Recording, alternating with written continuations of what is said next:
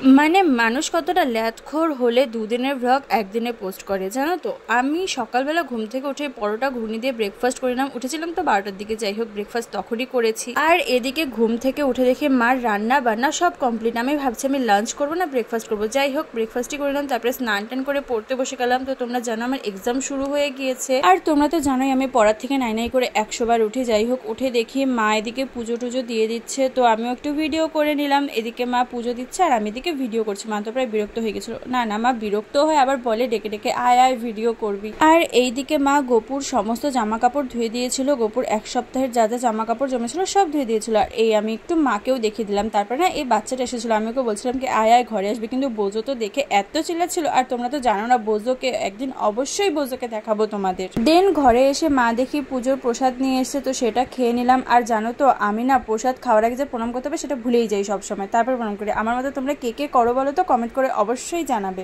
দেন আবার পড়তে বসে গেলাম আর মা আমাকে 1 গ্লাস লেবুর শরবত এনে দিল। তারপরে দিয়ে দিল লাঞ্চ। এটা না একটা কিছু বাটা ছিল, মানে সব সবজি বাদাম পোস্ত কাজু এইসব দিয়ে বাটা ছিল। দেন এখানে কচুর শাক আর আরেকটা শাক ছিল, ওই আরেকটা শাক হলো না ঢেকি শাক, আর আমাকে মাছ ভাজা দিয়ে দিয়েছিল। তারপরে এটা খেয়ে আরেকটু ক্ষীর দই খেয়ে নিলাম। তারপরে আমি ঘুম থেকে উঠে দেখি মা আবার আমাকে চা বিস্কুট, সারাদিন শুধু খাওয়া আর খাওয়া। আর এই দুজন পিচ্ছি বাচ্চা মানে সারাক্ষণ দুষ্টুমি করে বেড়ায় জানো। দেন এই সমস্ত করে আবার রাত্রে ডিনার দিয়ে দিল মা। আর ডিনারে কিছুই খাইনি সেরকম, ওই বাটাটা যে ছিল না ওটা আমার ফেভারিট জানো তো, ওটা দিয়ে খাচ্ছিলাম। আর তারপরে পড়তে বসে গেলাম, মানে আর পড়া ছাড়া আর কিছুই হচ্ছে না এই কদিন জানো তো। এর পরের দিন ছিল আমার ফার্স্ট এক্সাম, তাই আমি তো সেদিন ঘুমাইনি, প্রায় এই 1 ঘন্টা কি 1.5 ঘন্টার মতো ঘুমিয়েছিলাম। দেখো কটা বেজে গেছে আর আমি এই সময় খাচ্ছি ব্রেড। আমার তো খিদে পেয়ে গিয়েছিল পড়তে পড়তে। দেন এদিকে পড়ছিলাম আবার নাটক মেরে খাচ্ছিলাম, মানে খাওয়াটা আগে আমার করতেই হবে জানো তো। এই খাওয়া দাওয়াও করছিলাম আবার পড়ছিলাম। তারপরে এই দেখো কটা বেজে গেছে, প্রায় 4:30 বাজতে চলেছে।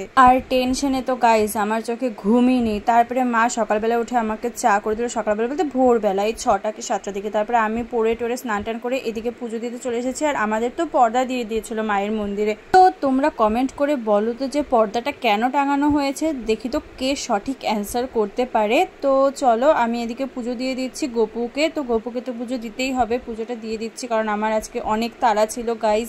এদিকে পুজো টুজো দিয়ে আমি খেয়ে নিলাম 1 গ্লাস ইনো। জানো তো আমি সারা রাত জেগেছিলাম, আর সারা রাত জাগলেই না আমার এরকম গ্যাস হয়ে যায়। তো আমি তো এক্সামে দিতে পারতাম না যদি এই ইনোটা না খেতাম। অনেক কষ্ট করে এই ইনোটা খেলাম। দেন তোমাদের সাথে একটু ছোট্ট করে get ready with me share করে নিলাম। তো তোমরা দেখো আমি কিভাবে রেডি হচ্ছি। তো ড্রেস পরে নিলাম। আর এদিকে দেখো মা বলে কি আমাকে একটু নিয়ে ভিডিওতে, আমিও মাকে নিলাম। এদিকে আমি ক্রিম দিচ্ছি আর মা এদিকে ভিডিওতে চলে এসেছে। তো যাই হোক মা আর আমি গল্প করতে করতে আমি রেডিও হয়ে নিলাম। মা জানি না আমাকে কি তখন বলছিল, আমি এদিকে রেডি হচ্ছি। ওই দেখো আয়নাতে মা যা আমাকে কি বকেই যাচ্ছে, আমি কিছু বুঝতেই পারছি না আমাকে কি বলছিল। যাই হোক এখন আমি ভুলে গিয়েছি।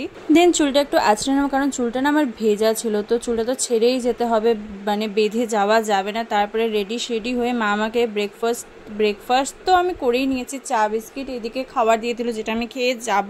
আর এই খেতে খেতে আমি আই কার্ড পরে নিলাম, জল খেয়ে নিলাম আর একটু লিপ বাম লাগিয়ে নিলাম। তারপরে চলে গেলাম কলেজের উদ্দেশ্যে। আর জানো তো গাইস এটা আমার কলেজের লাস্ট এক্সাম, আমার ফাইনাল ইয়ার এক্সাম। আর একটা টেনশন তো ছিলই, সাথে একটু কষ্টও ছিল।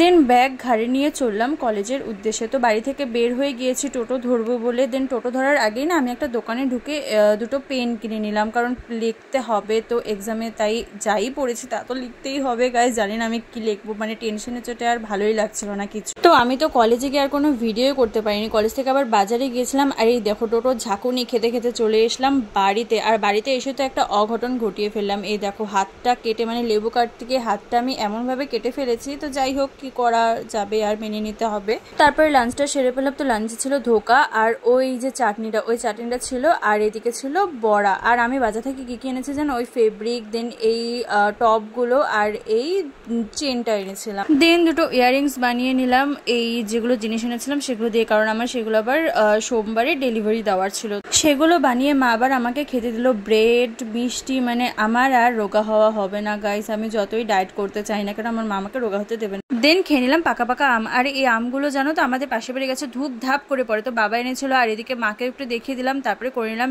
ডিনার করে পড়তে বসে গেলাম। তো চলো এই ভিডিও ছিল এতটুকুই। আমাকে কিন্তু অবশ্যই ফলো করে দেবে গাইস। তো আজকে তাহলে আসি, দেখা হচ্ছে কাল, টাটা।